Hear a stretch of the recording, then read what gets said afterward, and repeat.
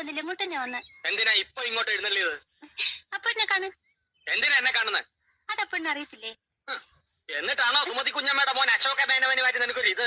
കബഡി മത്സരത്തിൽ അവൻ എങ്ങനെയോ ജയിച്ചെന്ന് കണ്ടപ്പോ നീ ഇവിടെ കിടന്ന് ഉറങ്ങി തുള്ളുന്നുണ്ടല്ലോ. ജയിക്കുന്നവരാരായാലും ഒരു അഭിനന്ദിക്കുന്നതിൽ എന്താ തെറ്റ്? അന്യനൊന്നും അല്ലല്ലോ, അതും എന്റെ അമ്മായിയുടെ മോൻ തന്നെയല്ലേ. അത്രയ്ക്കും ഇഷ്ടമാണെങ്കിൽ നിനക്ക് അവനെ തന്നെ കെട്ടിയാ പോരെ? ഇഷ്ടമുള്ളവരൊക്കെ എല്ലാരും കെട്ടല്ലേ? നിങ്ങൾ നേരെ നോക്കിയാ കീരിയും പമ്പും പോലാണല്ലോ. നീ എന്താ രമേന്തി അവനെ ദേഷ്യം പിടിപ്പിക്കുന്നേ? നോക്കുമ്പോഴും ദേഷ്യപ്പെടുമ്പോഴും അപ്പൂട്ടന്റെ മുഖം കാണാൻ നല്ല ചേല അമ്മായി. അശോകന്റെ തോറ്റ മോത്തിന്റെ ശൈലി നീ കണ്ടിട്ടുണ്ടോ? അതിന് അപ്പൂട്ടന്റെ ഒരു അവസരം തരുന്നില്ലല്ലോ. എന്നാ കാവിലെ പാട്ട് മത്സരത്തിന് നീ വാ, അവന്റെ തോറ്റ മോന്തയുടെ ക്ലോസപ്പ് കാണാം.